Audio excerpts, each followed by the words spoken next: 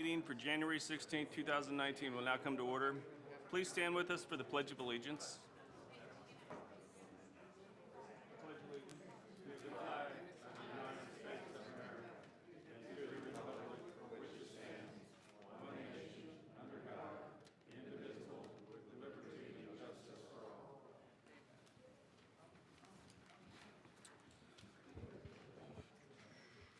Can we take roll call, please?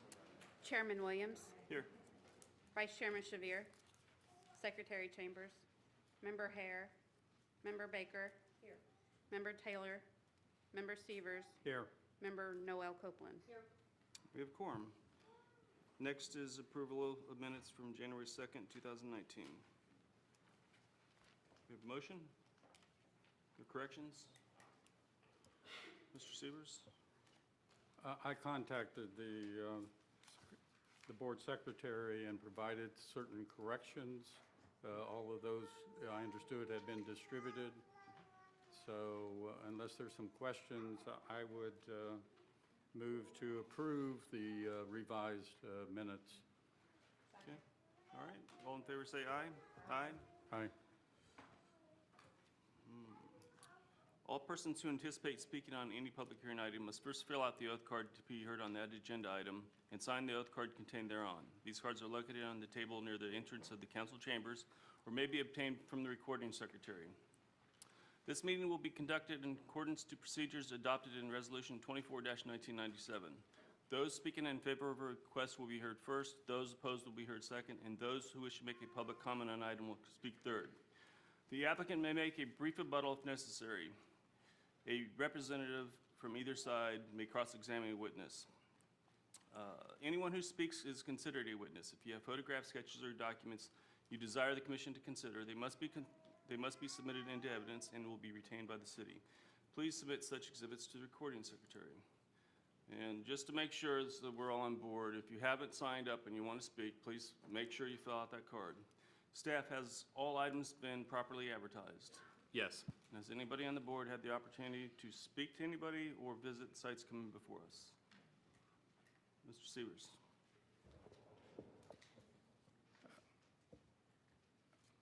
I received a communication on December 26th from a resident of the area, K. St. Onage.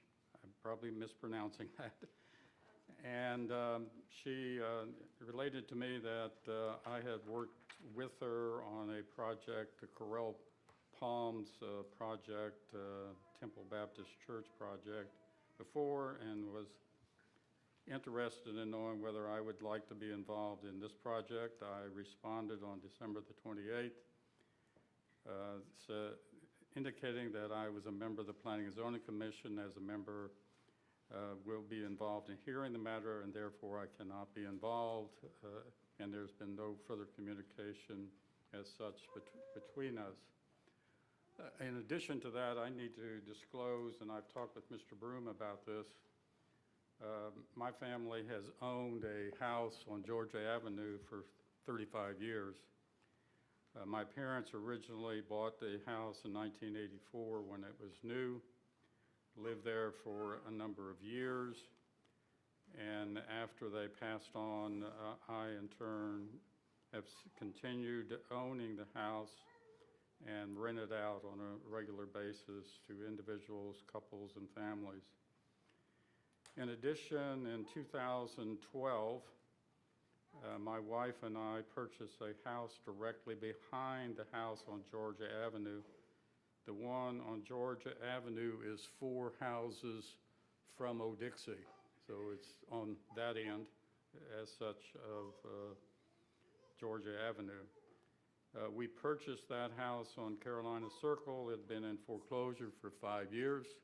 Had a big hole in the roof, was dilapidated, run down. And since it was directly behind a house that I owned, we wanted to try to fix it up and control it as such. Our son resides in the house as such. On Carolina Circle, his access to Old Dixie is Carolina Circle to Florida, and then from there. So I want to disclose that as such. In speaking with Mr.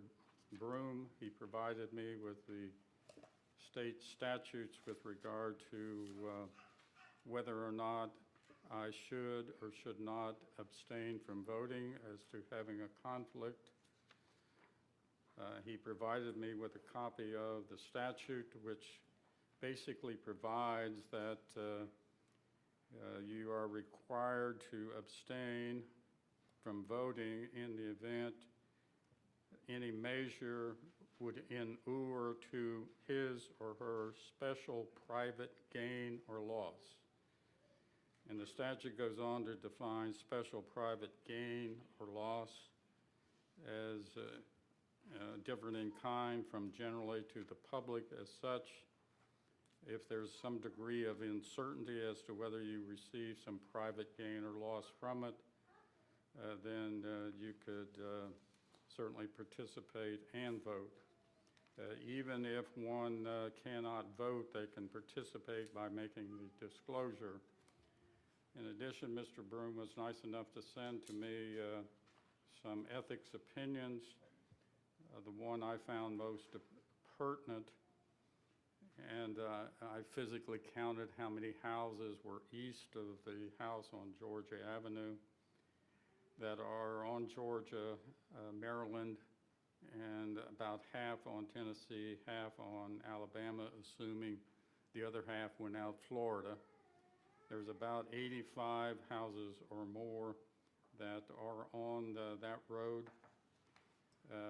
Would come out Georgia as such. There could be more. That was on the conservative side. The question was asked by a mayor of the town of St. Leo, which basically would ask, would a voting conflict of interest exist where the mayor of the town to vote to de-annex from the town's boundaries part of the residential development where the mayor's home is located. Apparently there were approximately 85 homes similarly situated, and the commission in the opinion said, accordingly, we do not perceive that the mayor's interest would be impacted to such a degree as to constitute a special private gain or loss under the statute. Therefore, based upon that, and unless Mr. Broom would like to indicate otherwise, as I see it as a commissioner on the board, we are to apply our comprehensive plans, the rules and regulations of the comprehensive plan, and any decision. I do not believe that I will receive any special gain or loss, different in kind than others may or may not. And as citizens, we're all expected to vote. Matter of fact, there's a statute requires you to vote. It's a misdemeanor unless they've changed that, Mr. Broom. And so therefore, I plan on participating. Do you have anything you want to add, Mr. Broom? No, sir, you did apply the appropriate statute and analysis to your situation. As stated, the definition of special private gain or loss recognizes that gain or loss from a vote will not be special and not give rise to conflict when a sufficiently large class is affected. However, special gain will result if there are circumstances unique to the member under which he or she stands to gain more than the other members of the class, and you've applied that analysis. Okay, that might be a good thing because we have a lot of people here, and I wouldn't be for sure if we could be able to hear the item because I don't think you have quorum when you have 3 voting members. So yay for everybody here. So okay, with that, so I want to ask the commission. Hold on. If we could. Mr. Rice, you were here for item B, correct? Item 9B, correct. All right, so I'd ask the commission if they would be interested in entertaining moving up B because this is in front of A because we have such a large audience for A, and then that item can be fun. So, did you want to just all make a motion to move it, or all in favor? All right, so can we have a motion to move item CPA number 2019-01? I move that we move item 9B ahead of 9A for the discussion this evening. Okay, second? Second. All in favor, say aye. Aye. Okay, staff? Okay, so item 9B, the comprehensive plan amendment number 2019-01 starts on page 25 of your packet. This is a request to amend the text of the comprehensive plan, specifically as it relates to the downtown mixed use, the allowable density in the downtown mixed use land use and the corresponding zoning district that goes along with that. And the request is for, let's see. Okay, so to give a brief summary, the summary is the request is to increase the allowable density in the uptown subdistrict of the downtown mixed use from 20 dwelling units an acre, which is currently permitted, to up to 30 dwelling units per acre. The uptown subdistrict of the downtown mixed use zoning is illustrated by the yellowish or tan area that's on the screen there. And that would apply to all of the properties within the downtown mixed use uptown district. So this isn't a site-specific request. This is actually a change to the text of the comprehensive plan. The total land area that would be affected by this would be a little over 30 acres, about 30.5 acres. And there's an aerial of the properties that would be affected by this change if it's approved. The staff report is fairly brief. It goes into, one of the things I wanted to mention is staff was comfortable with this request. We brought this forward as we felt that it meets the requirements or the character that's described by the comprehensive plan, specifically in objective 1.2 of the future land use element and the corresponding policy 1.2.1, and also the future land use element policy 1.10.5. All of these policies and objectives refer to encouraging higher density in specific areas, allowing for a mix of retail and residential and office uses and those sorts of things. And it also refers to multi-story construction and mixed use. And going along with that, the code will also be changed. In the code, the downtown mixed use uptown district, there is a description of the character, building placement, and I'll read some of those to kind of describe how this request is in line with those. So in the uptown, this is from section 2844 of the Land Development Regulations. The smart code perspective for the uptown district: this area shall contain the higher density and height allowances, flexibility for building types, uses, and building placements, and contain the greatest variety of uses and civic buildings of regional importance. It may have smaller blocks, streets have steady street tree planting, and buildings are set close to wide sidewalks. General character, again, this is coming from the Land Development Regulations: medium to high density mixed use buildings, entertainment, civic, and cultural uses. Attached buildings forming a continuous street wall, trees within the public right of way, highest pedestrian and transit activity. And so we felt that since the code and the comp plan encourage higher densities and those kind of developments that add urban attributes to this area, we felt that the increase in density was not inappropriate for this area. A similar request to this was processed, as some of you may remember, for the Launch Now project, the former Cafe Chocolat building. And the density in that case was 20 units per acre, and an approval to go up to 30 units an acre within the downtown sub-district was also approved. And so that is basically the summary of the request. The actual strike-through and underline changes, the changes to the comp plan are on page 29 of your packet. It basically just says, towards the middle of the page, it's underlined in red there. You see 20 dwelling units an acre with a semicolon, then 30 dwelling units per acre in the uptown and downtown subdistricts. So in that case, the words uptown and would be added to the comprehensive plan. And then in the code, you will see two different sections. The first on page 30 under density and intensity in section 28-324, there again goes from 20 dwelling units an acre to 30 dwelling units per acre. as is highlighted. And policy 1.21.1 of the comprehensive plan, I'm not quite sure why those are out of order there. And that may just be a repeat. But there again, the downtown mixed use land use would be amended to reflect that specific allowable density of up to 30 units per acre in the uptown district as well, if this is approved. And so with that, I'll try to answer any questions that you have, but that's the basis of the request. Okay, so we have questions before we open to the public. Member Noel Copeland?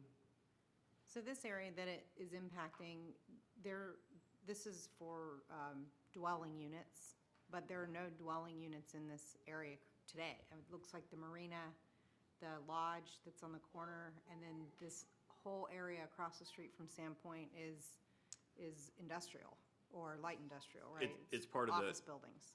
It's part of the marina. I believe that's the like the dry yard where people can work on their boats. Yep. And there may be a few residential dwelling units on some of the homes that are there on, I believe that's Palm or Lemon one.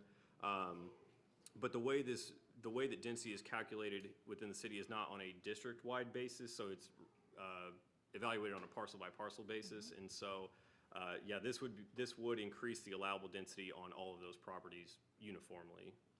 For dwelling units. For dwelling units only, we're not increasing the maximum floor area ratio, so we're not allowing additional commercial use over what was already be allowed by the comprehensive plan. Okay, thank you. Member Severs? How many different property owners are there in the uptown sub-district? That I don't know. I know that a large majority, about 15 acres, is under, that used to be the former Sandpoint Plaza, is under one ownership. The same goes for the marina facility across US 1, but the other property owners, I don't know how many exactly. My next question, what kind of notice was given to all the properties in the sub-district? To my knowledge, we did not send out individual notices to the property owners. This was advertised in the newspaper as any comprehensive plan amendment was. But because this is a text amendment rather as opposed to a future land use amendment, I do not believe that individual notices were sent out to those property owners. Is that it? Yes, sir. Member Baker? I am unfamiliar with who owns the marina. Is it privately owned, or is it the city, or? If you give me just 1 second, I can. I thought that's privately because. I believe it's privately owned. The 10-story building was approved years ago on that. That is owned by, based on the property appraiser, the Broward County property appraiser, the water portion of that site where the actual docks are is owned by the state of Florida, and the part where the parking lot and the building is owned by, according to the property appraiser, UGL Titusville Marina LLC. Okay, thank you. All right, no more questions for staff. All right, so we will open this to the public. We have cards on this item? Yes. Carl Sobey.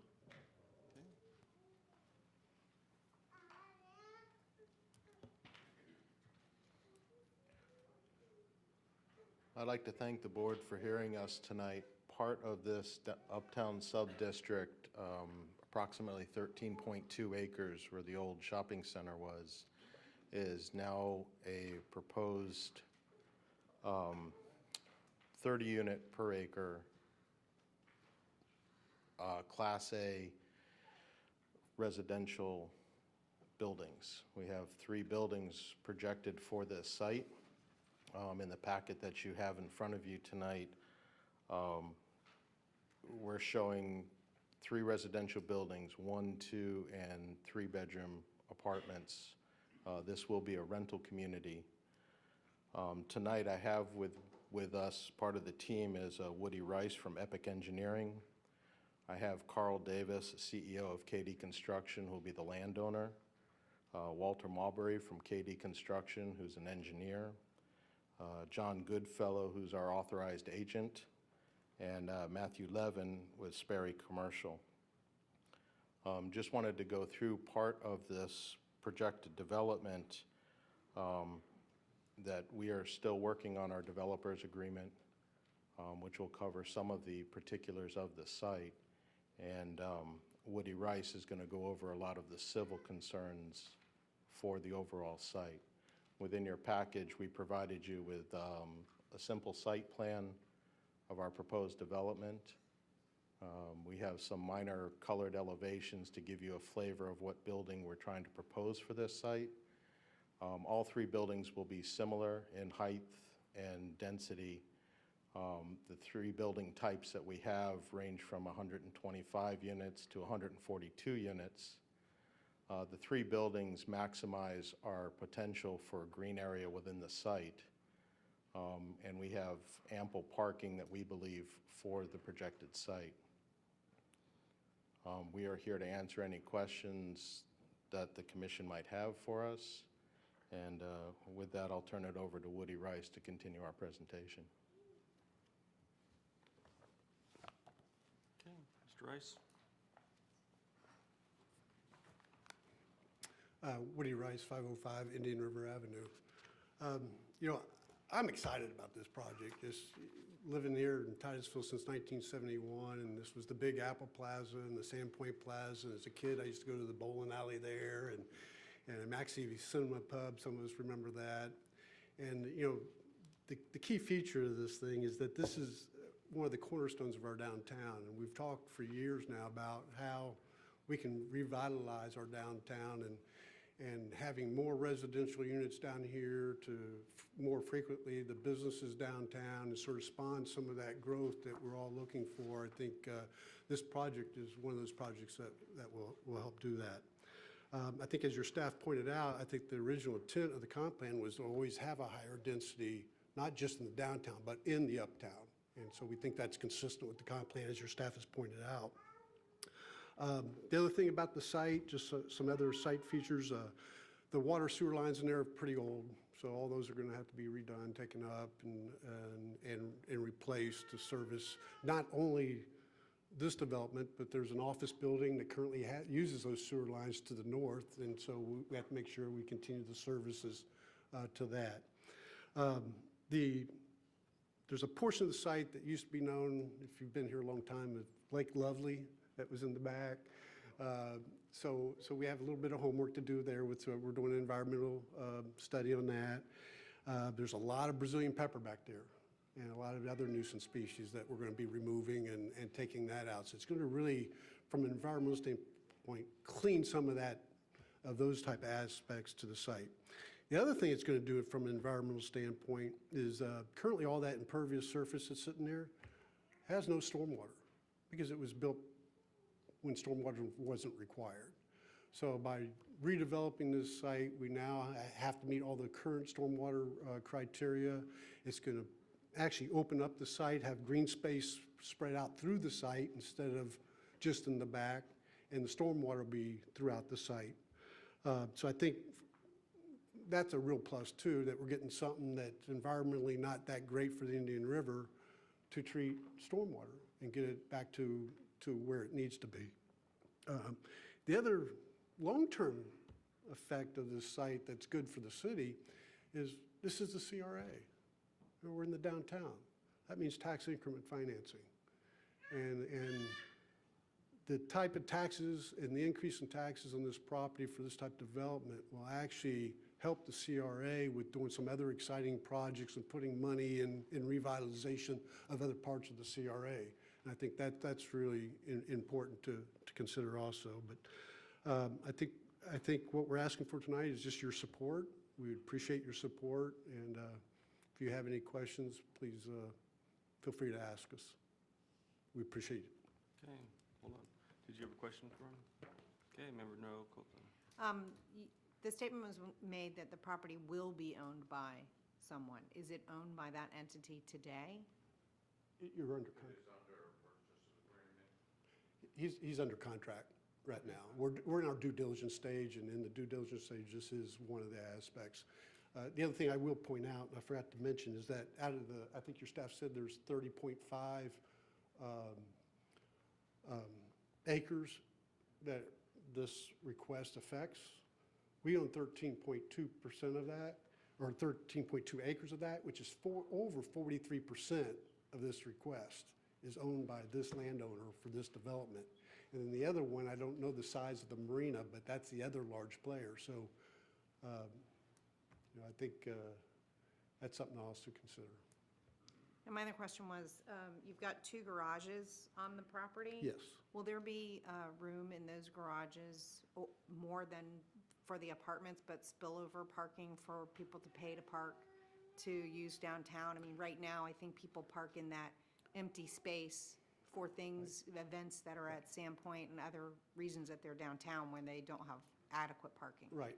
I think primarily right now, it's probably for the residential, and one of the things as a site development engineer I look at is, this is a great and beautiful concept plan, but we need to address stormwater, and this doesn't have a lot of stormwater in it, so I think we're limited with our parking. We're going to meet the code requirements because we have to.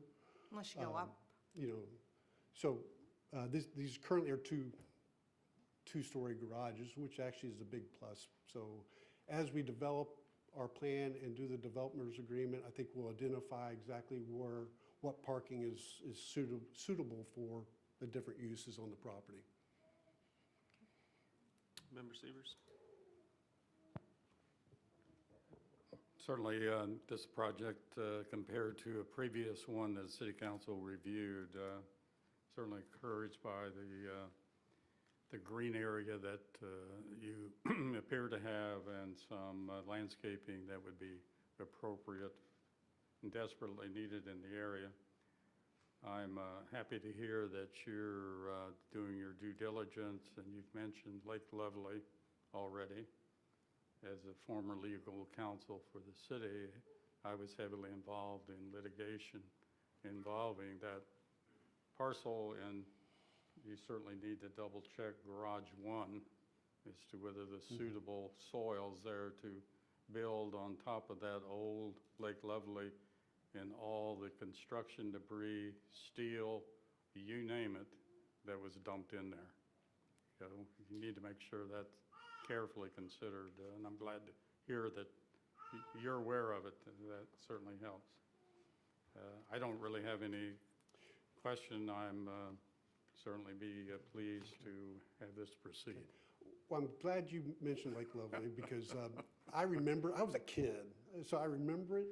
I didn't know they buried debris there, though. Oh, Okay. So tremendous amount of debris, construction debris, you name it. Okay. Well, Anything and we everything went in contacted there. a geotech firm today, and they're giving us a proposal to go out and do some tests for us, so we'll make sure we get borings in that whole area. Thank you. Don't build a building on top of it. Okay. I had a question. So I'm looking at your plans, and it looks like you have 10,000 square foot of retail in this proposed? And how many units total? I'm sorry, and How many what? total living units are you proposing? 393. 393. Okay. Okay. All right. Any other questions? Okay. What would the average rent be for these units? I think they're still developing the market strategy on that. What we are looking at is what they call a Class A apartment complex. Most of what we have in town, some of the newer ones are Class B type, okay? So this is going to be a little higher end, definitely higher end than what we currently have. I think the closest area that has something like that is Vieira and East Orlando, okay? So we are looking at something that is new for our market, which is exciting, but a Class A product. Okay, thank you. Okay. Thank you. Are there any other cards on this? John? Oh, sorry, go ahead. John Goodfellow. Okay.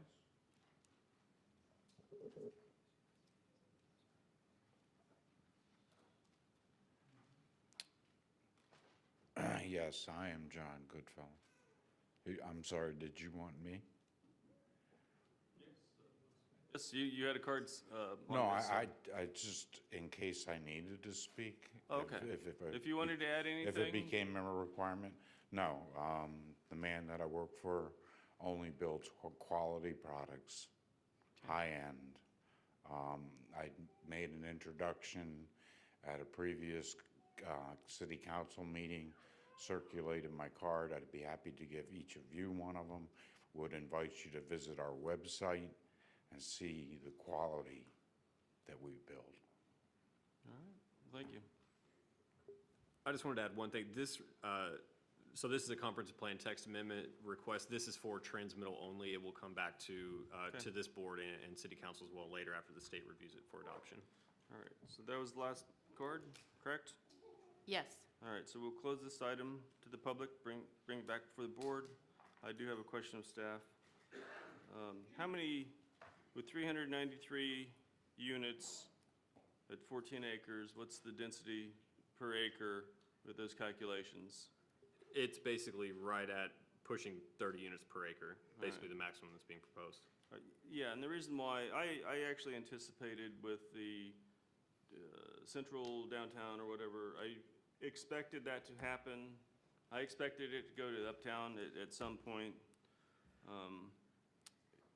And I wanted to understand if this was almost at 30 acres because the project across the street, which was going to be the marina, I knew that that was going to be at 10 height or 10 stories, and then it was still going to be limited because of the buffers and the.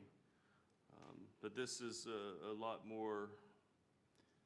It's a much larger property to utilize. But I wanted to figure out if we have to go up to 30 to make the project work. And, okay, that's all I had. Mr. Severs, I saw that you chimed in.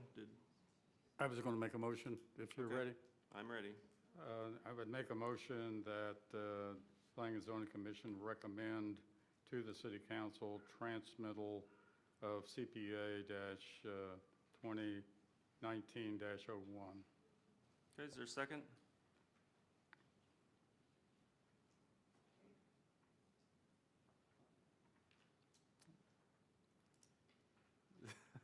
There's no, is there, I mean, I'm seeing you're touching it, but, so, all right, so then what I have nobody to pass this to. I mean. All right. So I'll pass the gavel to Mrs. Baker then. Congratulations, you're running, and I will make the second. So now you have to run the meeting. Okay, well, I guess we just got to take a vote, so. Member Baker? Before we vote, could I Yes. ask some questions before we vote? Okay.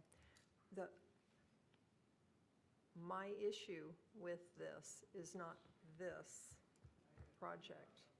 My issue with this is including the other property on the other side of US 1 with this. Bear in mind, it's constrained by the small property, and that's, normally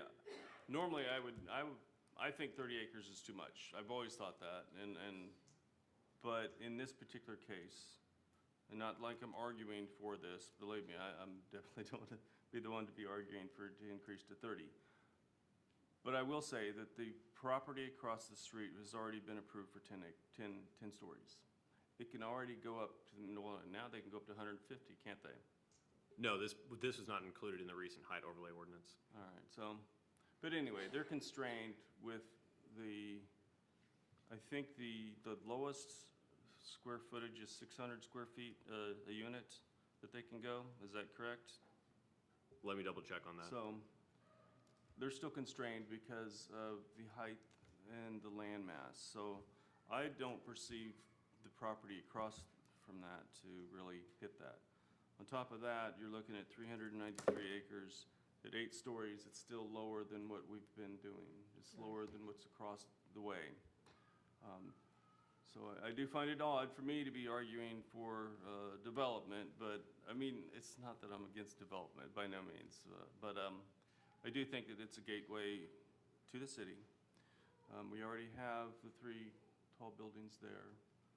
We've said this in the past, that density, to bring people to downtown, you want to put density downtown.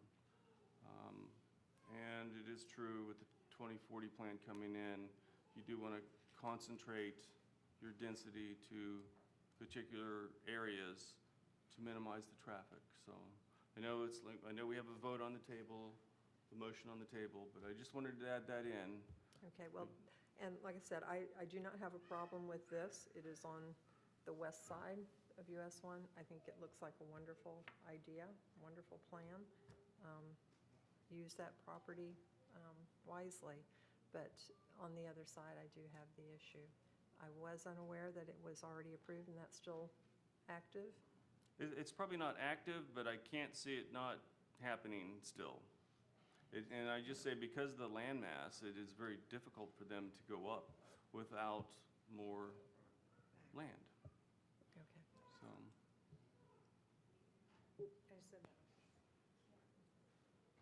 So, we got a vote.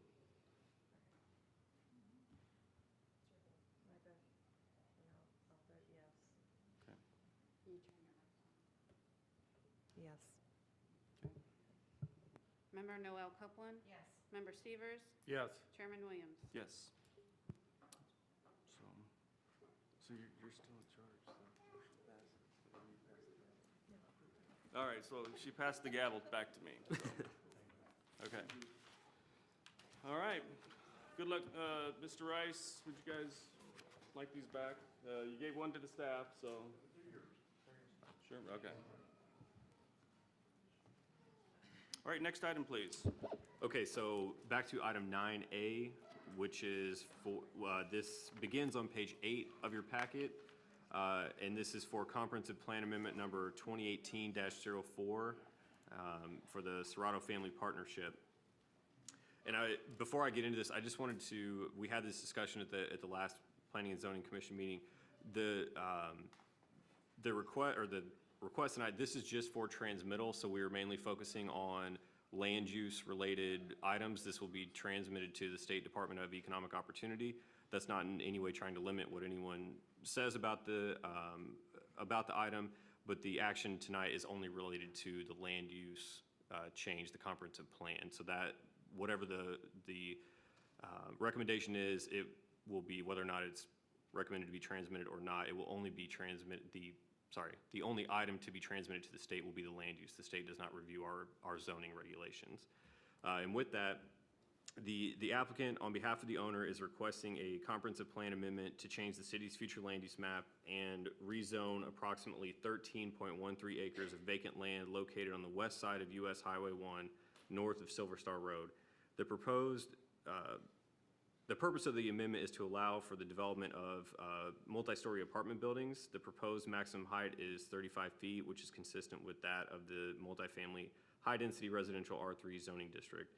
This property is within the city's area of critical concern, which is governed by several chapters of the city's land development regulations. The most notable limitation that provides on the site is that the maximum allowable impervious coverage is 40% of the entire site. And based on a property area of approximately 13.13 acres, the maximum amount of impervious surface that would be allowed on the property would be approximately 5.25 acres. In the staff report, I just want to touch on a few things.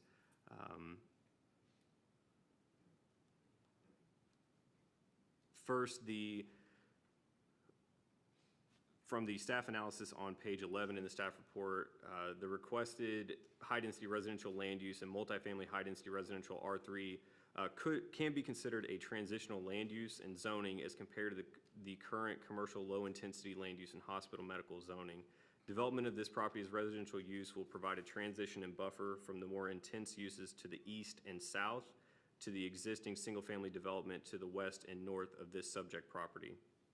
Additionally, the proposed residential use is better suited along the coast-to-coast trail as opposed to commercial uses, as residents in the area and potentially living on the subject property can take better advantage of the proximity to the trail for commuting and for recreational opportunities. As the subject property is adjacent to 2 points of access from additional roads not currently connected, development of this property can provide additional access to the trail for residential developments in the area. Additionally, in the report, there's a reference to some of the zoning history. Prior to the 1993 citywide rezoning that was done by Ordinance 5-1993, this property was designated with the R3 zoning district and just a residential land use designation per the adoption of the 1988 comprehensive plan. comprehensive plan amendment in 1993 and rezoning 11-1993 then changed the land use and zoning to the present commercial low-intensity land use and hospital medical zoning. With the adoption of that, the council recommended 2 conditions, the first of which was related to development of the site as it pertains to kind of roadway improvements and those sorts of things, and the second was that traffic access to the site from Georgia Avenue shall be prohibited. That condition was referenced in the staff report for the rezoning and comprehensive plan amendment, and it was put on, a condition was added based on at the July 13, 1993 City Council meeting.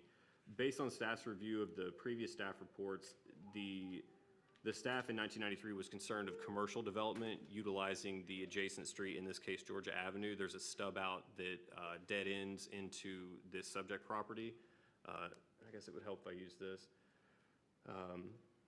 So the Georgia Avenue is a little bit difficult to see there, but you can see that dead end stub that leads into the property. In addition, the property is adjacent to Silver Star Road, which is at the lower right-hand corner of the property that's illustrated in red. In addition, the property is directly adjacent, for the majority of it, to the coast-to-coast trail right-of-way, which in turn then accesses or is adjacent to the US 1 right-of-way. And so what they're proposing, the existing land use on the left, is the pink kind of purplish color that you see there, is the commercial low-intensity land use designation. On the right-hand side, you see the proposed future land use designation, which is the high-density residential, which allows for a maximum of 15 dwelling units per acre. Going on further than that, I referenced earlier the location of the property within the area of critical concern. So the property will be limited on the amount of impervious surface it can use. In addition, the Water Resources Department provided a comment that this property is served by reclaimed water service, and so they will be able to use that as part of their irrigation system. And since it is available, they will be required to tap into that system for their irrigation purposes. A traffic study will be required for this project, with the approximately 196 or 198 units, there could be up to 1,300 trips generated based on the Institute of Transportation Engineers traffic study or traffic manual. So a traffic study will be required to analyze how the traffic will move on and off of the site, including the surrounding intersections and roadway segments. That's required for any project that generates more than 500 trips per day. That's the policy that the city has set. And so many other projects that don't require rezoning or comp plan amendment still have to do a traffic study as part of their improvements. The property is not located within the flood zone. It is covered in natural vegetation, and any clearing of that property will require the appropriate permits through the city. That's typically done through the site plan process, and typically clearing is not done until a site plan has been approved for the property. If there are specific questions about the zoning, I am more than happy to try to answer them, but since this is just a land use transmittal, I wanted to more or less focus on the land use related items on this. The comprehensive plan mainly establishes one policy related to the high density residential land use, and so this comes from the future land use element policy 1.14.6. High-density residential uses, maximum 15 units per acre, or mobile homes shall consider existing and proposed land uses to ensure compatibility. Further, such densities shall be located adjacent to at least a collector or arterial street unless the property is located along the following local road, which already has a multifamily development pattern and is capable of supporting higher density: Rock Pit Road, from Tropic Street to South Street. So as I stated before, the property, the eastern boundary, is adjacent to the coast-to-coast trail right-of-way. However, directly adjacent to that is the US 1 right-of-way, and so staff is considering this adjacent to US 1, which is considered an arterial roadway. And so we are considering that this request is in line with what the comprehensive plan requires for this land use designation. So with that, I'll try to answer any questions that you have, and we can go from there. Okay, so you had questions of staff, Mr. Severs? I just have one procedural question. I really wasn't aware of this section of the comprehensive plan but I'm looking at objective 1.23 subsection .5. Our staff report does not indicate that there was any community meetings.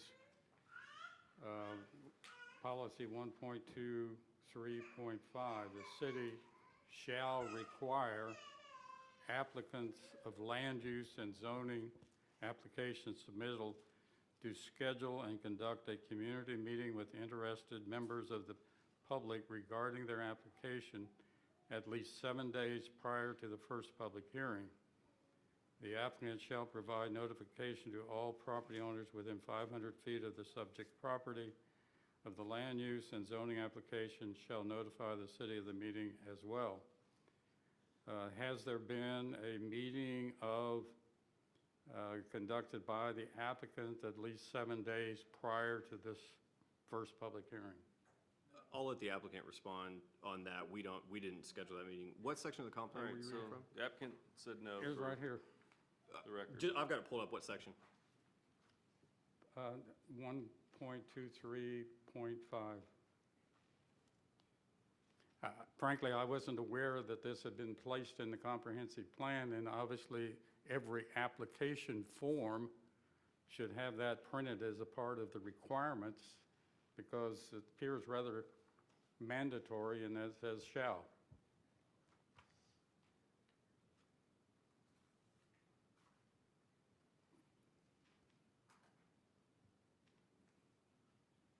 I mean, Mr. Broom related to me that there might have possibly been a meeting on Monday or sometime. That's but, my understanding, that the applicant held a meeting with the community members you know, on that day. I mean, this is up to staff and the city attorney as to whether or not, I mean, this seems rather a procedural mandatory requirement from my reading of it. I know we have a lot of people here, but we still have to follow our rules.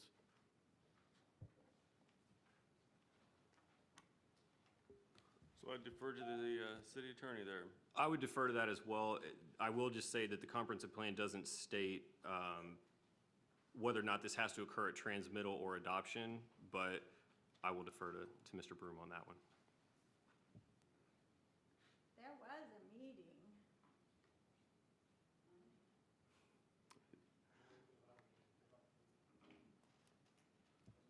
What was that?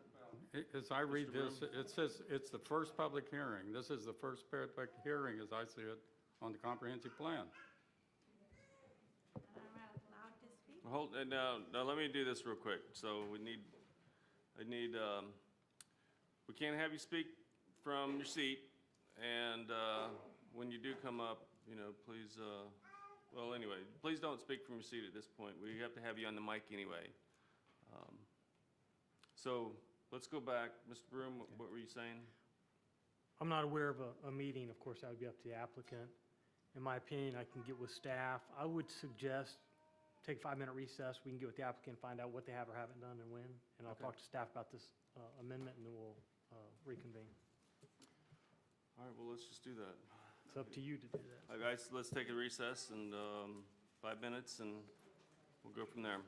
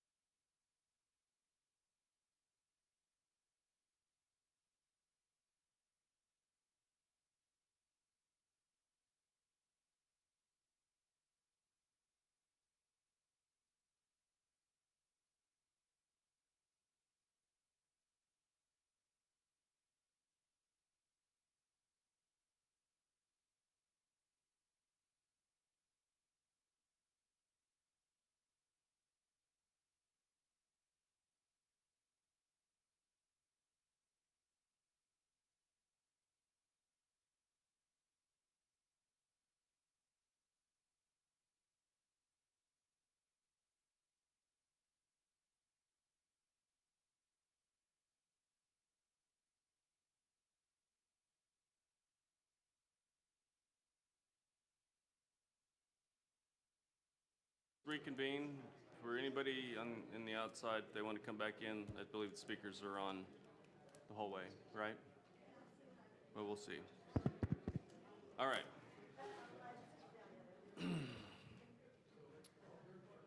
Staff. Yes. So this is, hold on, let me back up. Did we didn't really, we never opened this to the public, but, That's fine. all right, so. That's fine. all Are right, we back so on? What? Are we on? We are back on, Okay. yes. And I did, I told us back to order already. Chairman, I've been provided this future land use element objective and policy 1.23.5 from P&Z member Severs, raising a concern that pursuant to this language, under the comprehensive planning process, the city requires applicants of land use and zoning application submittals to schedule and conduct a community meeting with interested members of the public regarding their application at least 7 days prior to the first public hearing. Applicants shall provide notification to all property owners within 500 feet of the subject property of the land use and zoning application and notify the city of the meeting as well. It's my understanding the city was notified of a meeting and a meeting was held. However, there's been discussion that that was not 7 days prior. We'd also look at confirming the 500 feet. I believe the applicant, in abundance of caution, is going to request that this meeting be tabled to the next P&Z to give them time to look at this and, if applicable, to comply. But I won't speak for them. I'll let Mr. Honeycutt speak. Mr. Honeycutt, if you want to come up. Rodney Honeycutt, 3700 South Washington Avenue. Yeah, in abundance caution, we'd rather request a table to the next P&Z meeting so that we can look into this procedural matter and make sure that we follow it correctly. We did have a meeting Monday evening. One of the local members of the neighborhood contacted all the people. There was a large group at our meeting, but we did not notify either. So we want to check into both of those things and follow the correct procedure. So is your intent to then so you're saying you've met with the neighbors? All right, so is your intent to have another meeting or to just make sure that all the Ts and Is are crossed and dotted procedurally? We're going to make sure we follow the comprehensive code. And if that says we have to have another meeting, we will. So at this time, he's I understand. requesting a motion for a table to All the right, next. so with that, I would, one of you guys would have to make a motion if you believe that we need to table this item, and there needs to be a second.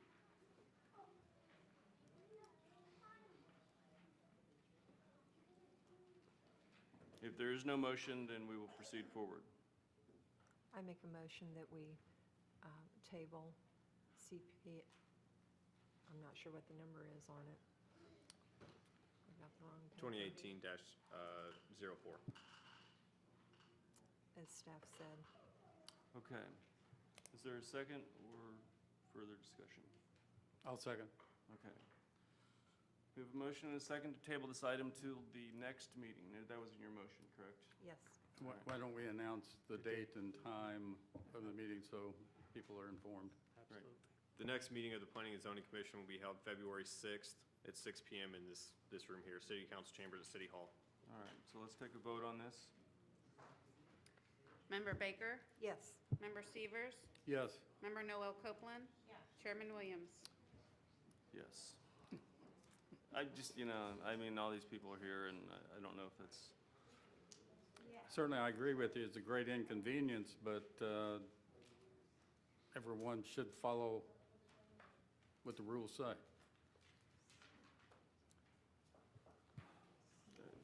I can't have, we've closed the item at this point, so. But, hold on, now stay there. If there's something other than this item that you would like to bring up at the end of the meeting, we will be open to a public comment section, but you can't bring this item up before I just us. wanted to confirm if anyone had a question about the dates and times, if you didn't hear it, I certainly can clear that up for you. But not to speak on the item. Is there? Yes, correct, correct. Council meeting. Then the council meeting will It'll have to be be tabled moved. accordingly. It'll be moved. We'll- So they can't hear it until we hear it. Yes. First. They will not hear the item until we have a recommendation from this body. I apologize, and I thank you guys for coming out. I think it's very good for you to participate and have your voice heard, and we need to know, it's your area where you live, so. All right. Wow. Usually I don't get curveballs thrown at me like that, but that was a good one. I've never seen that. I didn't either. I've never seen that before. I mean, it's there, but I mean, I've never. All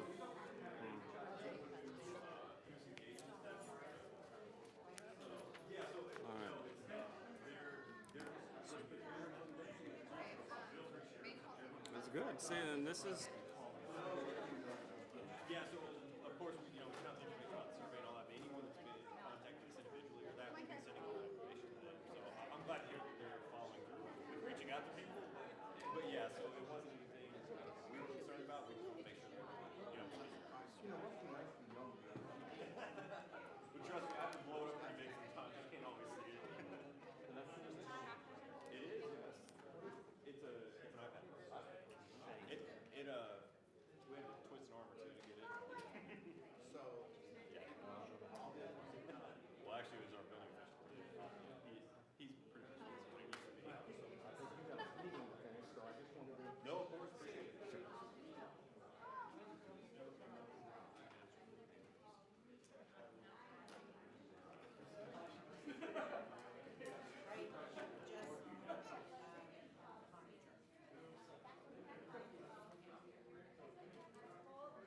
What's your procedure?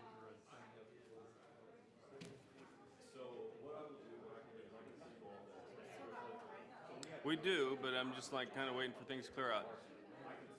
Waiting for everybody to get engaged again. I mean, staff is doing their thing, and Yeah, I can send you a copy of the notice. we will.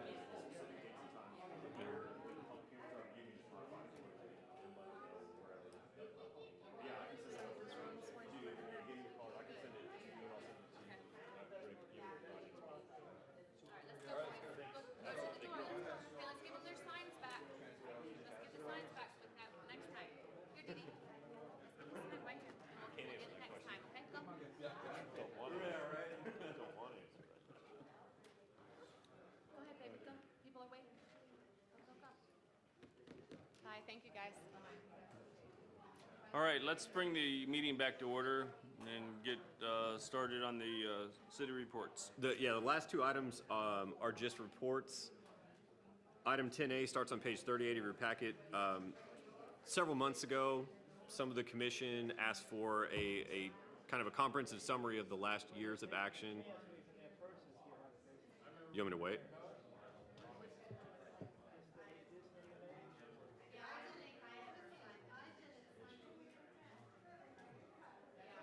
I mean, okay, hey, the audience, if you guys would like to talk, if you could go out in the hallway, that would be great.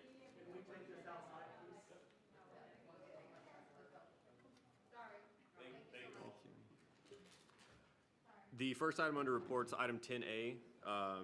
As I was saying, some time ago, the council or the commission asked for a comparison of the actions taken by the Planning and Zoning Commission as compared to those taken by City Council. And so what we did is we took every land use ordinance or land use case, ordinance, everything that was reviewed by the P&Z and their subsequent actions, put it into the spreadsheet and have provided that to you now. I'm not going to go through it line by any means, but if you go through it and you have questions, or if you have questions now, I can try to answer them. But if not, feel free to follow up with us, and I'll be happy to try to answer them. I didn't see the one pertaining to the light industrial park usage.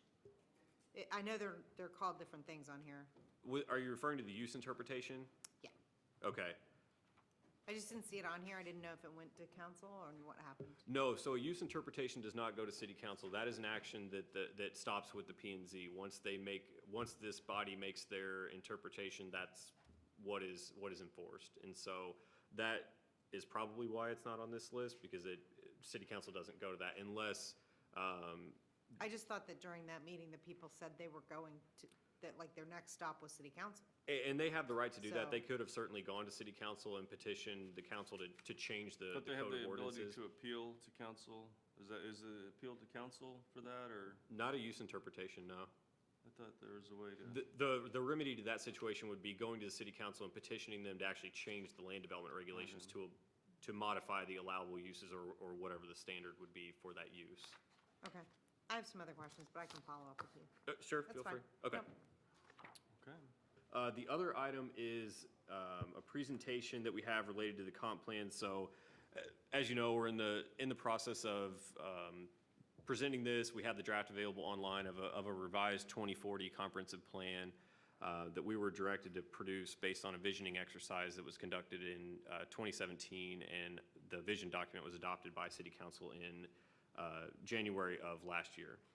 And so what we've done is we're starting to break this out into smaller pieces. We presented kind of the first half and the second half, if you will. And so we wanted to break this out into some smaller pieces, which is what this is this evening. And so this is basically the implementation strategy as staff has kind of envisioned it. Here again, this is what we've come up with thus far. If you have ideas or input, we're always happy to hear that. So again, part of the reason that we drafted what we did when it comes to the comprehensive plan is seemingly the changes in the marketplace. We're getting a lot of requests for mixed-use development inquiries, mixing residential with commercial or vice versa. A lot of questions about redeveloping property. As we've explained before, we don't have a lot of raw land left to go out and do greenfield development, so a lot of what we see probably over the next 20 years is going to be infill development, redevelopment, and so this plan takes a much closer look at how that will happen and the impacts that it can have on the city. And so when we get into adoption, we basically have a phased plan. So what staff envisions is adopting the plan with new land use categories. However, the land use map that currently exists today would remain in place until the city takes the appropriate actions to actually amend the future land use map. So what that means is a property that's commercial today, commercial high intensity, let's say, if this new plan is adopted, that commercial high intensity land use will remain on that property until the city takes the appropriate action to formally amend the land use map to apply the new land use designation. Now, if a property owner gets there before us, they can certainly still come in and make the application to amend their comprehensive plan future land use designation, and we would process that just like we do any comprehensive plan amendment today. If that were to happen, the tool to actually implement the development would be the Plan Development Zoning District. And the reason we wanted to do that is a lot of where redevelopment that we've gotten a lot of inquiries are either along our corridors or in kind of the commercial centers where multiple neighborhoods kind of meet. And so we wanted to use the PD to allow some flexibility. We have a lot of standards. The revised comp plan talks a lot about how things should look and feel, but we don't have the zoning standards at this time to actually accomplish that per se. And so the plan development process allows us as staff and the public and the elected and appointed officials to negotiate the standards to help accomplish the goals of the plan. And then along with that, through these processes, our goal is to adopt those design standards so that not every property has to go through a plan development. It's just you can request a rezoning like you could today, and the standards that are in place would then implement the comprehensive plan. So it's a multi-step process, and I'll explain that a little better. We have a graphic that hopefully make a little more sense. And so I wanted to go through an example of a mixed-use concept. So basically, the current comprehensive plan is very restrictive in terms of this. Our land use districts are very much exclusionary. Commercial is commercial, residential is residential, and it's very hard to mix the two together. There are some exceptions to that, but it's very limited.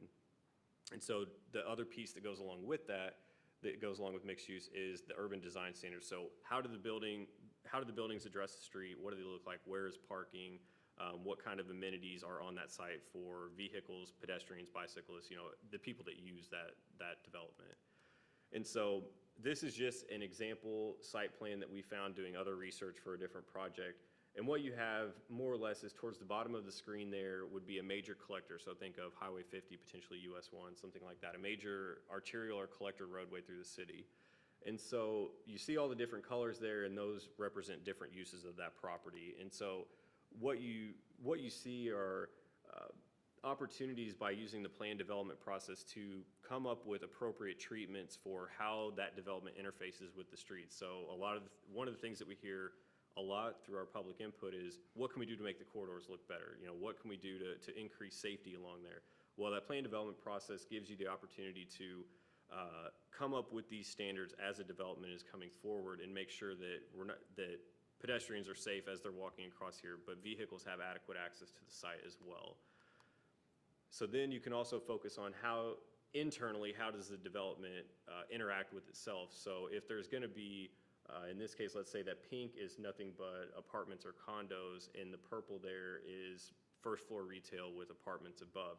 How does that interact together? Do you have an opportunity to create a little main street or something like that that serves the development itself, and also adds benefit to those residents in that area, so they don't have to get in their car and go get dinner or coffee in the morning or those sorts of things. And also included in this, this development really covers the whole kind of all different types of development. So in this case, we also had detached single-family homes. So you have a collector, and the way that they designed the site, you actually have detached single-family homes in close proximity to a major roadway, but in this case, they're towards the back of the site, they're protected, and that sort of thing. So it really offers a good opportunity to allow for a mix. So this image would be of some townhomes or condos, apartments, those sorts of things on a lower scale. And lastly, then you can work with an applicant and a developer to come up with ways to create open space that's very usable. So in this case, in this project, it had a commercial street that opened onto a little, basically a neighborhood park or a pocket park. And so you can work through those sorts of issues through this plan development process so that we don't end up with open space that's tucked in a corner of a development, not really be able to be used by anyone. And yeah, they check the box that they put in X percentage of open space, but is it really usable? Does it really add anything to the community? And so that's what we're going with by using this plan development process in the interim until we have the time to do the public outreach, get the input of the public as to what would they like to see in these developments. And so because all of these plan developments would be processed through a public hearing, just as they are today, we have that time to work through that and use those as a baseline when we're going to develop the rest of our regulations that would apply just as a standard zoning district would. And so there again, it shows a good mix, even though this would be in close proximity to a major street, which some people may not find desirable for residential. You have ways to control and create a development that that's beneficial it meets the needs of the market, and it also adds something to the city in terms of the quality of development. That's another thing that we heard a lot through the public input is, how do we get better quality development? A lot of people were referring to buildings that are built for one purpose, that whatever store leaves, it's never used again, then it sits there vacant for 20 years. And so we're trying to get away from those sorts of structures and get higher quality development within the city. And so this was a graphic we actually created for a different project, but it shows the range and different projects that a plan development can be used for. So it can be used for a variety of different things. Mixed use, it can be used to modify a standard zoning district. It can be used for cluster development, planned industrial or office parks, those sorts of things. All of those different types of development can use a plan development and offer some flexibility for the developer, for the staff, and for the elected and appointed officials to negotiate the terms and the design of these projects. And so this is something that we created to illustrate the different scenarios. So going back to how the implementation strategy is more or less written. So under scenario 1, this assumes that the overall comprehensive plan has been approved and adopted but none of the land uses have been adopted yet. So in the first scenario here, someone comes in, they need a land use change, and so therefore they have to go through that process. They must go through the comprehensive plan amendment process, and based on the 2040 land use map that's part of the comprehensive plan, which is illustrated earlier, that's what we as a city would support. If they want to deviate from that, they can, but the burden of proof as to why what they're proposing is better is on them. Basically what we're saying is we've set what the land use map should look like, and if you want to deviate from that, it's the applicant's responsibility to justify why their option is better than what kind of the vision came up with. And then also with that, again, as I was just talking about, they must adopt the development through a planned development zoning district. So that will go through the public hearing process and all of that. The second scenario there in the middle column, is that the comprehensive plan has been adopted and the city has taken the appropriate steps to apply the land use district or land use designation on the property. Now, if they need a zoning change, the land use is in place. They don't have to go through a comprehensive plan amendment. That's already been completed. But they do still have to go through the plan development process. There again, public hearing goes through negotiations to make sure that the proposed development meets the guidelines and the standards that are in the comprehensive plan. And the third scenario then is basically the land uses, the comprehensive plan has been adopted, the applicable land use is in place, and all of the zoning standards have been formally adopted. So this would be down the road after we've gone through, made revisions to the zoning code and that sort of thing. Then the project would just be processed as a typical site plan. So like development's processed today, you don't need a land use change, you don't need a zoning change. You come in, you apply for your site plan. If you meet all the requirements of the code, the site plan is approved and you can move forward with development. And the arrow there at the bottom, basically we're going from, the reason it says least certain to most certain is what we've heard from different trainings that staff has been to is every time you have a public hearing process, it's less certain for the outcome, because through a public hearing process, on a site-by-site basis, a variety of different things can get brought up. And that's not necessarily a bad thing. It's always good to have public input. But it does create some stability for people who are interested in developing here. The more certain the process is, the more predictable the outcome. They know what to design for and how to design their project to meet what are the expectations of the city. And in reality, that's what the comprehensive plan and the zoning code is it is the adopted policy of how the public and the elected officials want the city to look, more or less. And so we don't know what the final outcome will be in terms of the zoning code. We think we have a fairly good idea of what the outcome of the comprehensive plan will be. Of course, there will likely be some changes, but that's basically kind of the process. So as time goes on and we have the time to adopt these land uses and various policies and codes, the more straightforward and easier to navigate the process will become. And so that's more or less what we're thinking. In your packet, in the agenda, let me find the page, but we included the actual goals and policies of citywide development strategy, CD goal 1.9, or sorry, objective 1.9. So that's the actual policy language that we are using to implement this plan if it's adopted. And there's also a mobility goal in there as well, because there again, we're tying land use and transportation together. We're trying to look at how private property is developed and what needs to happen in the public right-of-way to make sure that those uses mesh well together, people can get around with multiple modes of transportation, and that overall, the plan and the regulations are not working against each other in some way. And so that's what I have. I will try and answer any questions, or at least if you have questions, we can work on them, try to get you answers. I did just want to say, last time the commission expressed interest in, kind of dividing this up into smaller pieces so that it's a little easier to understand. You can get some more focused presentations on certain items. So what we've come up with are, over the next several months, we would like to do one of these a month. Even if the plan is transmitted, we're gonna keep doing these educational components because it is important. And so we would like to cover level of service and concurrency, and so that's related to roads, parks, utilities, those sorts of things. The neighborhood land use and the maximum density map, that's something that we know is going to be, that we want to have plenty of education about, because that's going to affect a lot of the properties in the city. There's a lot of single-family and neighborhood type development in the city. We're going to cover natural resources and conservation, and then we're also going to cover downtown gateways and design standards. And so that's what we've come up with looking forward over the next several months. I am sure there will be more on top of that, but I just wanted to kind of give you all an idea of how we're dividing this up into different sections. And so as you read through this, if you have any other questions, we're always happy to meet with you, speak with you, try to answer what you have. And so if you have any questions, I'll be. Member Noel Copeland. My first question is, what, if anything, is the downside or the risk of implementing the land uses? I mean, you told us all the positives, but like, what are the risks to the city? What are the risks in general?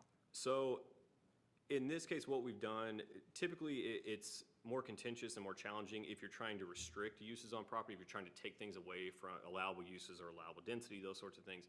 And it's not that we're opening all that up in this case, but what we're doing is we looked at the future land use map that we currently have, and we noticed that a lot of things that are occurring along corridors, for instance, because that was the most obvious to us. Along the corridors, you have one property that's commercial, then the next one is residential, then it goes a couple commercial. So what we've done in this is we've recognized that in a land use district and said, the corridors are already mixed use. They already allow residential and commercial, but every time you want to change the zoning, you also have to change the land use. And so what we've done is recognize that, and now we're going to allow the zoning to control that. We can have standards for that. It's not saying that just because now you have a mixed use or a corridor land use on your property, you're still regulated by the zoning. So we're not necessarily, if you're limited to commercial uses now and that's what the zoning allows, you're still going to be limited to that even if this land use is adopted.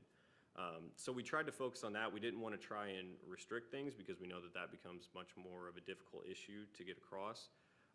And one of the reasons that we want to adopt these land uses, actually apply them to the map separately from the overall plan itself, is because we want to be able to have the time to notify and educate the affected people, the affected property owners, to let them know in advance what the city intends to do, what it could mean for their property, and offer them an opportunity to reach out and speak with us about that, so basically to get them more information. I don't really know of other downsides. Is there a risk on one of the communities that you showed? Is there a risk that a plan gets approved that's a multi-use property plan and it does not, like, only the apartments get built? You know, we've had people come in here and they only want to build phase one. You know, Sure. So what happens, is that a risk in this, with this type of plan, that somebody comes in and only builds the retail piece and, you know, and you never realize the plan? Sure, and so that's certainly a possibility. Let's say that, yeah, someone comes in and they have a retail or a commercial component and a residential component. There's really nothing that requires them to build unless it's programmed this way, and I have seen this, but there are options to say that, you know, you can only build 50% of your residential until the commercial use is built, or you can only build 10% of your residential until the commercial use is built. So there are ways to do that, but if a plan development was just adopted to say, and the master plan said, yeah, we're gonna have residential over here, commercial over here, there is the possibility that only one component could be built. That being said, that whole property is still governed by the plan development master plan. So it's not like someone could just come in without going back through the public hearing and say, well, we're not gonna do this retail anymore, we're just gonna do more residential. If the master plan says, no, that's gonna be commercial, that's what it has to be, unless they come back and basically rezone the property to say, retail's not gonna work here, we're gonna try all residential. And then we have, again, the opportunity to go back and negotiate that development. And my other question is, on page 51, it says commercial to mixed use inquiries. So you've got 7 or whatever bullets on here. One of them is example, the Winn-Dixie, the old Winn-Dixie Shopping Center, I guess. So you said they would still be bound by the current zoning.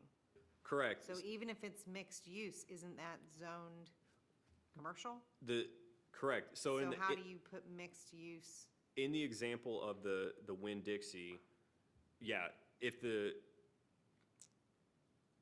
future land use is put on there as mixed use, it allows for mixed use, but we're not necessarily requiring that. So it allows for either or, for commercial or residential, or a mix of either one. But we don't have any thresholds established in the comprehensive plan. That's not something that we felt was necessarily appropriate. And so, yeah, you may have a totally commercial zoning underneath that mixed-use land use, because the comp plan doesn't prohibit that. That's not the intent. So you don't have to get it rezoned in order to do the They mixed use? No, to do the mixed use, you would, because. No, but if you do this, if we do the mixed use on that property that's currently zoned commercial, If we change the actual zoning to allow mixed use, then yes, they would just have to abide by the mixed use zoning regulations, whatever they may be, in order to develop. But under this scenario, let's say we adopt a mixed use land use designation. Right. The underlying zoning will not change. So they can have a strictly commercial zoning underneath a mixed use land use. We're not saying that's prohibited, but we're allowing them the flexibility to just come in and rezone rather than do a comp plan amendment and a Okay. rezoning in All order right. to do that. I think I get it. Yeah. Okay, thank you. Because, yeah, we're not trying to make a lot of nonconformities, No, I was just trying to understand how, of course. because I thought you said the zoning would still hold. So I was trying to figure out the layering. Right, so in this case, the comp plan says you can do mixed use, but if the zoning says, nope, you can only do commercial, that's what you would be limited to.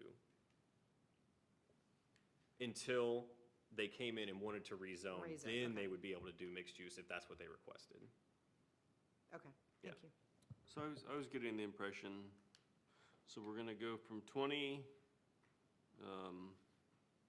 uses, future uses, or whatever, right?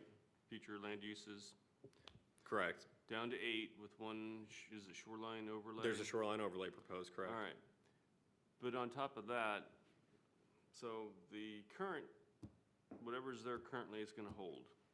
But you're saying is, after we do the future, the flume, then we're gonna come in and we're gonna start doing PDs.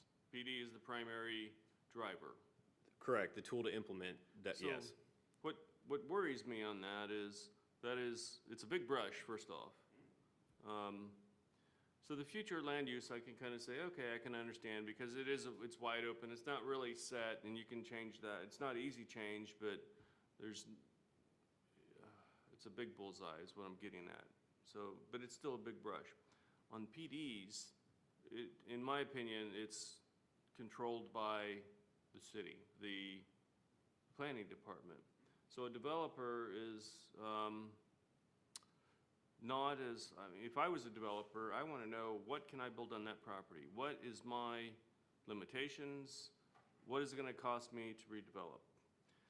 Under PD, on one hand, you have more flexibility from some of the codes. On the other hand, you don't know, you could have a difficult staff.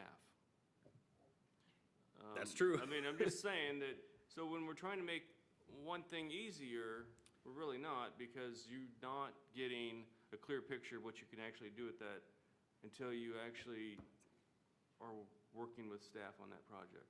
I mean, that's the impression that I'm getting with the changes. And so let me, I guess, elaborate a little bit further on that. Another reason that we wanted to do the land uses as separate actions, and don't get me wrong, they are still, I mean, they're gonna be big swaths of property changing its future land use designation. So another reason why we wanted to do those incrementally is, one, to allow us to educate the public and property owners as to what effects that will have on the city. And the second is to generate at least some general design guidelines that we can adopt into the code as we adopt those land uses, so that, in all honesty, our staff, we don't want all these developments to be totally reliant on our opinion. That puts a lot of pressure on us, and in all honesty, the land development regulations in the comp plan are the voice of the city, not of our staff. I mean, we enforce the codes in the comp plan, but it's not just our opinion. And so it's much easier for us to go into a developer and say, hey, look, we did this public input process, this is what the public has said, these are the general design guidelines. And sure, there's some flexibility in there, but in all honesty, we don't want the burden of regulating all that development It brings as staff. inconsistencies. PDs, in my opinion, bring inconsistencies on what one developer can do versus another developer.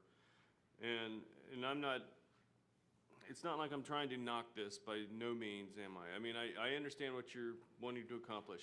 I understand that the future is urban development with going up, development, residential filling that commercial need.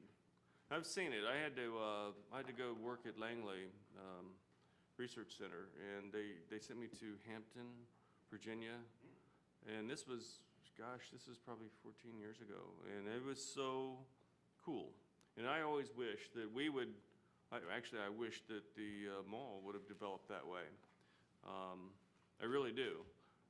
But we didn't have the codes that could have implemented that. But we did make those changes to be able to do that. So we do have the capabilities now that we didn't then, with mixed use and PDs and urban urban mixed use and. Urban Village is the Urban zoning that's on the Village, yes. Titus Landing, yeah. And actually, what you said there is pretty much spot on. We had some of the codes in very limited areas have been changed to allow mixed use, but we don't have anything to encourage it, require it, and whether or not it's. But how do we encourage it? We encourage it, but that's just saying we encourage you. We don't have any incentive to actually encourage it. And so that's where we always start as staff. You know, if someone comes in and we think that there is legitimately an opportunity to do a mixed use, we always ask the question, have you considered this? Would you be interested in this? And if it's someone who just wants to come in and do residential or someone who just wants to come in and do commercial, the answer is, no, that doesn't work for us. It's hard for us to push much harder than that, in all honesty, as staff, because we lack that incentive. Not to bring up what we'd already heard, but on the plan, just to reiterate what was said, is we had a 13-acre parcel or 14-acre parcel. And on that, they're putting 393 units with 10K of space. Now, in my opinion, that's minimal, but can you develop codes that will require, I mean, right now, I don't think we have those requirements in there, but I'm just saying that if we were to say, fine, look, you have X amount of acres that you're gonna put this many, there's gonna have to be some give and take, but we want for the.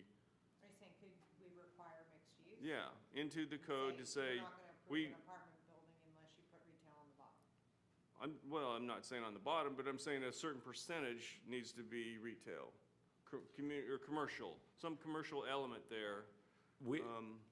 In that case, we actually do. So that downtown mixed use, uptown district, it requires a specific minimum of retail or a specific minimum of residential. I will say though, while we can do that, and we already do actually, you have to be careful with that, because what we notice is, I believe the uptown requires 25 or maybe 30% of the total property area be designated to non-residential uses.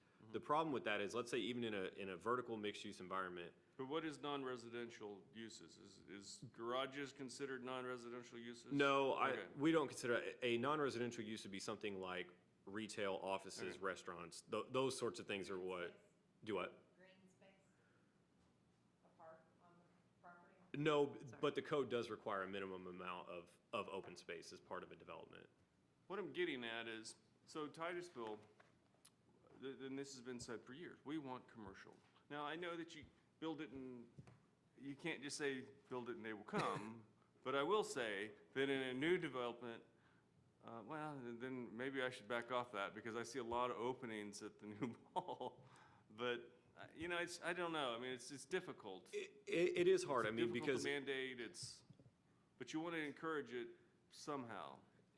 Right, and we don't want to require something that the market just physically cannot accommodate, but at the same time, that doesn't mean we should just accept any development that comes forward because it's development. And so it is tricky, and that's why when we want to do, again, adopt these land uses in an incremental fashion, and then that's why we also want to do the zoning changes to the actual code later on in a similar fashion, so that we're not creating a big retail glut, you know, basically requiring all this retail knowing that it will never be accommodated, because then no one will develop, because they know they can't use a part of their property or their development. And so it's a lot of research and a lot of that, and you have to be careful, because you can require too much in certain situations. And so, But I'm just saying that if there was a way to incentivize that, and then, here's a good example, and I've said this before, I've always never wanted to go to 30 units. I've always thought that that was too high of a density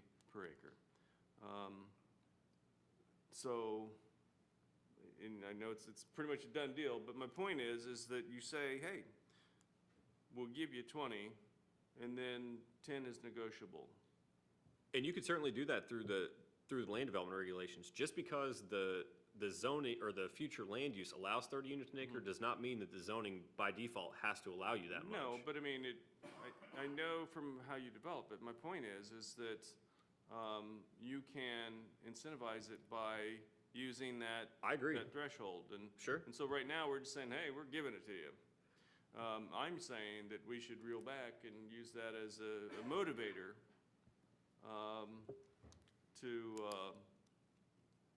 to use that for retail development. Okay. Because that's what really Titusville has always, in my opinion, has always said we want shops here. We want shopping. We want to quit having to go elsewhere to do our shopping. And the fact of the matter is I still go, I mean, I love shopping in Titusville, I do, but my choices are limited. And not that I'm knocking on Titusville. But much better than they were. Yeah, so I find myself, if I could go across the street, that would be great, but I don't. And I will say that in the research that staff has done, and our consultant, they agreed on this, that typically when you have those kind of incentive programs that work, that allow for an increase in density in exchange for retail or open space or access to the, like the Indian River Lagoon, let's say, those tools work, because developers will spend the extra money if they get extra units or extra commercial space. And so it's just, we need to take the time and fine tune those options. That's kind of what's lacking now. We do require a certain amount of commercial or residential, but we lack the tools in terms of the incentives to really help push those things forward. Density units per acre, definitely, that is like gold. That is. Sure. That's the golden egg to them, that's what I've always seen, so. So anyway, I'm good. I don't want to, is there anything else you want to add, or? No, and if you want to ask more questions out, that's completely fine. If not, like I said, we're always happy to email us, call us, stop by and see us. We're happy to speak with you.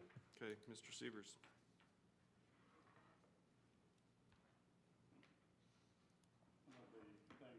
One of the things I've been trying to determine is what is the long-range goal, objective, where are we? For example, if the land use plan is adopted and you have a gateway land use, what do you foresee? And I realize you've indicated there's going to be certain design standards and the PD ordinance involved. But where are we going to end up as far as zoning districts? Are we going to have the same zoning districts? Or are we going to have one zoning district, which is gateway? I really can't answer that. I don't foresee it going to that point where we only have one zoning district. I don't think that's really achievable, in all honesty. I think that even if we ended up with all the same zoning districts that we currently have, what you would see is revised standards. So changes to the setback requirements, or maybe the parking ratios, those sorts of things. So really what we're doing is we're putting more focus on how a property looks. We're still regulating uses, and we'll continue to do so. But those changes, it's hard for me to really have a clear picture of that yet, because we're still in the comp plan phase. So it's not until we go through some public hearings and get an idea of what people truly want to see in a gateway or the downtown or a neighborhood center, for us to figure out what the best tool for that is. As I see it, in the gateway, theoretically, you could have a commercial development, you can have residential development, you can have virtually anything. It's much more flexible than today, than the land uses today, sure. Okay. And that's why That's why we're not trying to do the land use and the zoning all at once. That would be way too much to try to try and swallow for us and for the elected and Well, appointed and my officials. problem is, I hate to recommend approval of a land use plan unless I know how it's going to be implemented and what the end result is. And it's nebulous at best, trying to figure out. I see we're using the PD avenue, whether or not there's any practical planning problems or legal problems doing that, I have no idea. But what I recall about the Park Avenue development, other than the requirement as far as 35% set aside for parks and open space, the requirements are minimal. They're hardly anything. It is designed, the plan development process was designed to be open-ended in that regard. I'm not going to disagree with you on that. And so that's why we're trying to lay the groundwork of the character, the look and feel of these Well, developments. isn't there a certain amount of danger in that if everything has to go through PD and the only real restrictive requirement is 35%? I think our goal in that case, and I don't think, our goal on this is to, before we actually implement the first land use category, before we actually change the map to apply one of these future land use map categories, is to revise our plan development zoning district to apply differently in specific situations. So what might apply, as you mentioned at the Park Avenue subdivision, that's going to have a different set of standards, of basic standards, than what something along a commercial corridor, let's say, would have in it. And so, Well, can the commercial, the PD ordinance be applied currently to the commercial corridor? it could be, yeah. It's allowed in our residential or our commercial zoning districts. We haven't had anyone ask for it yet, but it's only applied to residential thus far, but we don't have anything prohibiting it in a commercial area or a commercial land use at this point.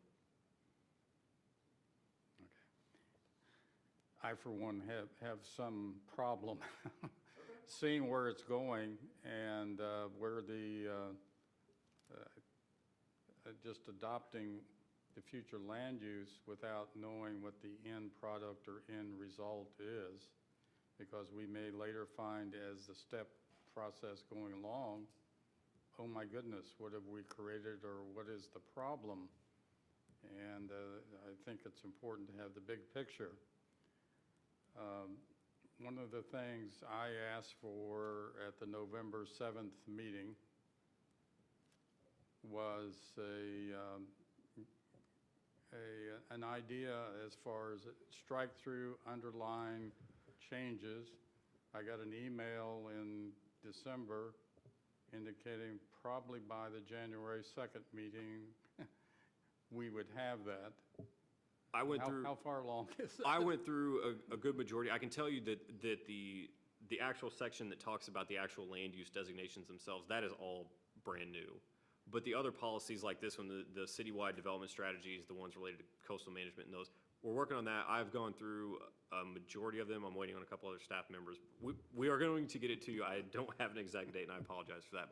But we want to get that out so that everyone can know what's totally new, what was in the comp plan but changed, and what was in the comp plan and remains unchanged. And so, Okay. I think that, I would think the city council, maybe they're not, would be crying for that because they need to, they're accustomed to strike-throughs and underlines, highlighting, et cetera. Sure. And without knowing that, it's just a trust me factor that, well, we trust you that this is okay.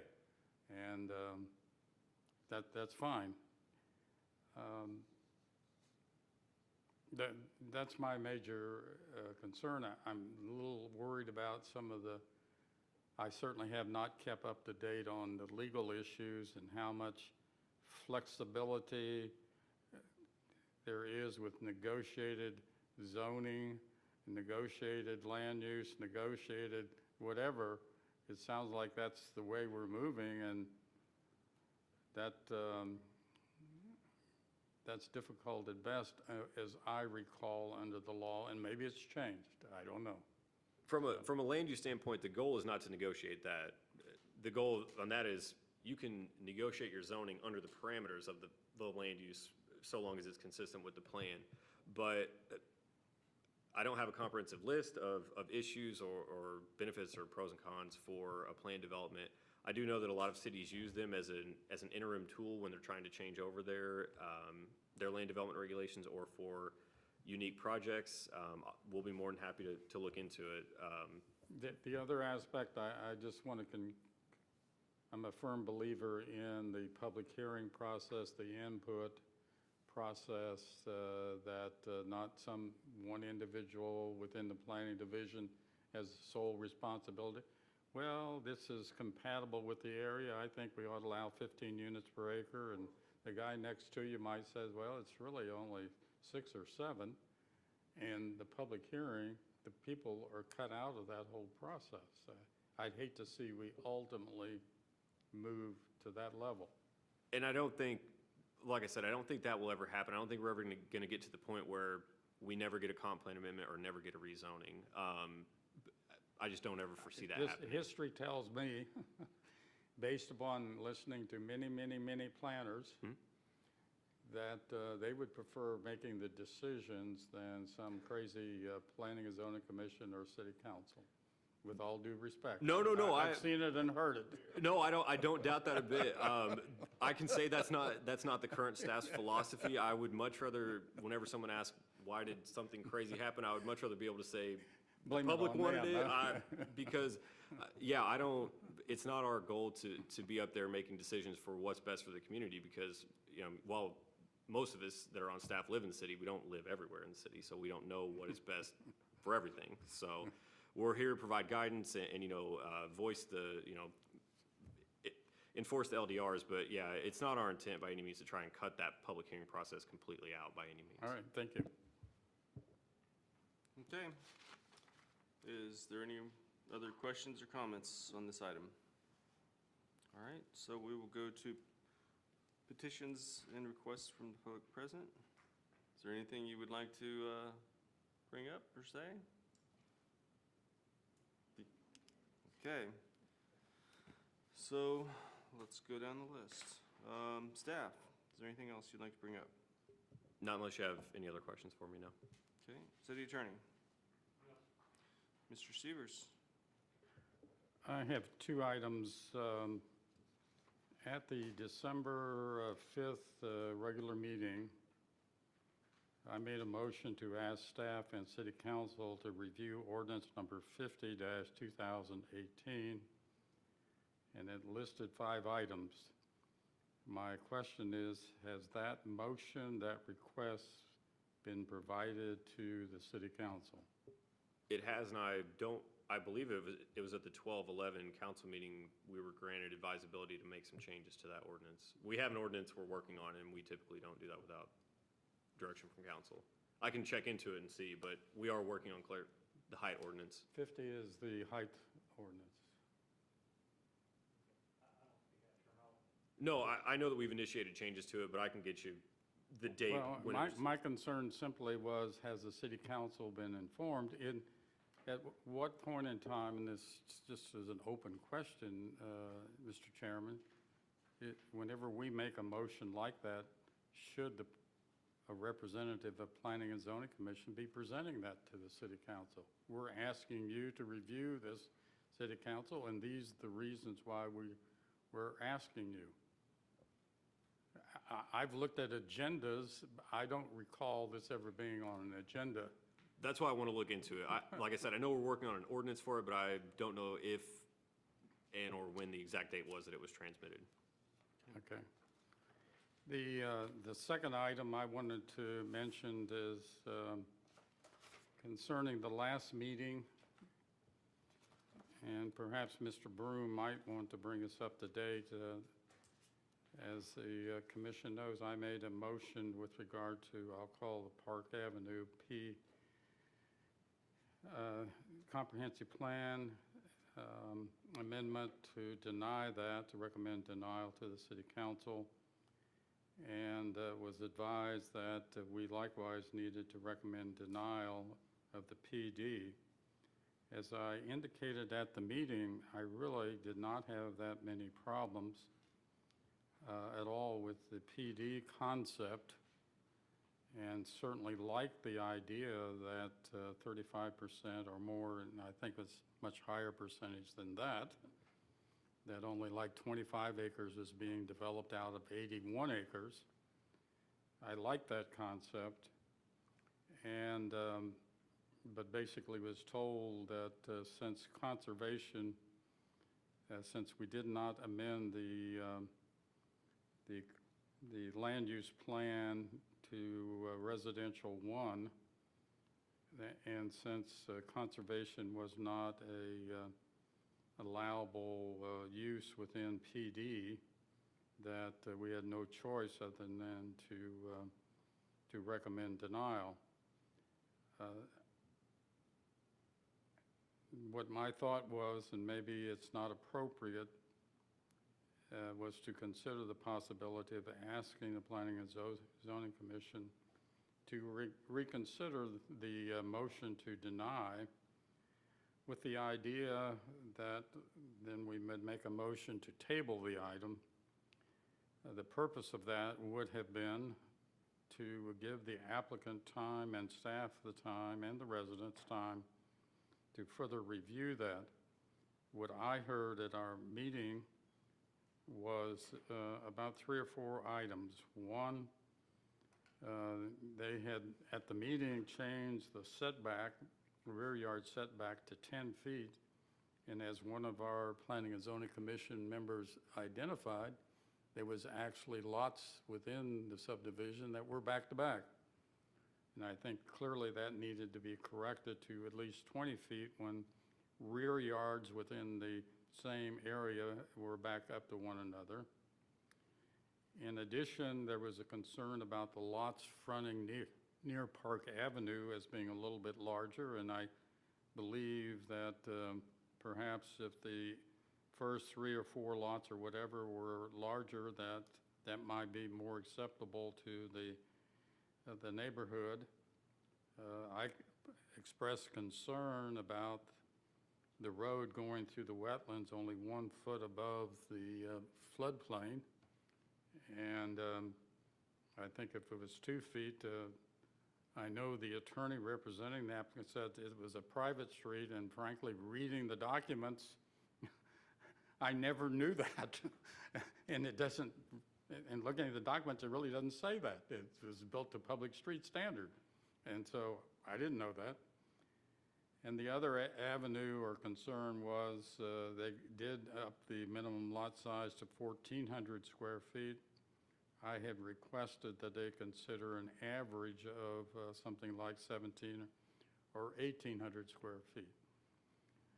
I would think that I would hate to see that project die, because I think I like the concept of the open space, and it looked like they were going to preserve. And I guess, Mr. Broom, is it appropriate or inappropriate? I don't know whether it would pass, that we ask that the Planning and Zoning Commission reconsider our motion to deny the rezoning. I mean, I'm trying to understand how that's even, it's like, is it Rule 13 to bring something back up? Well, Robert's Rules of Order allow you to make a motion at the next meeting, and this is the next meeting. All right, but. By someone who voted. But I thought that was for reconsider. Right. But it's already been denied. No. And you were saying that you want to make a second motion. The land use has been denied, not the rezoning. Two separate items. Yes. Certainly, Mr. Seaver could make a motion for you to reconsider that previous motion. It would not be heard, of course, tonight. He's saying that it's not he's saying that it's separate from that. That's what I'm trying to figure out, is that he's saying we made a motion on one item, not on the second. As the minutes reflect, we made 2 motions, both of them were motion. The first motion was to deny the comprehensive plan amendment. The second motion was to deny the rezoning to a PD. And they both passed. To deny. Right, because a motion to approve the zoning would have been inconsistent with the land use. That's why a motion to approve the PED couldn't move on its own because it would be inconsistent with the land use, and you cannot have zoning that's inconsistent with your land use. And so you're saying that, This item, just so you know, I believe they've requested to be tabled from council as they're going to continue to work on that item. So, And that's part of the reason why I wanted to possibly consider making a motion, so council does not have the impression that the Planning and Zoning Commission is just denying everything, that we, and perhaps a majority, is not interested in reconsidering it, that which is fine. But at least as one member of the Planning and Zoning Commission, I'm certainly open to the idea of the PD and working on that to try to see that development move forward. right, and then that's, well, let's do this is why I was asking specifically about if you had an issue with the PED, and then you clarified with the conservation element there, but, so, I guess this is you have the floor on how you want to do this. So. Okay, well, I would make a motion that the Planning and Zoning Commission reconsider the ordinance on the Park Avenue project, recommending denial of the rezoning to PD. Okay, is there a second? Yeah, okay. Sorry. You said that they had increased the lot size. In my notes, I have that there were, of the 5 issues, they did not increase the lot size, and one of their biggest concerns was the value, the neighboring value, that these homes would be 50,000 plus less than the neighboring homes. Those were the 2 big issues still with the neighbors. Right. I agree they had not. All I'm suggesting is that we make a motion to reconsider the item, move subsequently to table the item to give them an opportunity to further discuss that item, for example. Okay. That's the purpose of the, It's just to put it back on the table. I'm just putting it back on the table. So is there a second? I'll second. Okay, can we take a roll call on this? Member Baker? Yes. Member Severs? Yes. Member Noel Copeland? Yes. Chairman Williams? Yes. So procedurally, as I understand it, we're at the point where there is a motion to deny it on the floor. I would like to make a motion, we table that item until, any recommendations, Mr. Broom? that's going to come up at the council meeting next, which there's a request to table that and there may be an amended application. So this may be coming back to you under an entire amended application. So, but for now, failing that, you could table this discussion to your next scheduled meeting and then have the whole body deal with it at that point, whether it's moot or not. Okay. So my motion would be to table it to our next scheduled meeting. And that was February 6th, is that correct? That's correct. Okay. Okay, is there a second? Second. Okay, can we take roll call on this? Member Noel Copeland? Yes. Member Baker? Yes. Member Severs? Yes. Chairman Williams? Yes. Curveball 2 tonight. Curveball too. Okay, I didn't want to send the wrong message. all right, that was that it, Mr. Severs? Anything else? You had 2 items, but, No. okay. Member Baker? Member Noel Copeland? I like to talk about new businesses in town. LaCrave opened at the Titus Landing. The $5 movie theater reopened at Searstown. All movies are $5.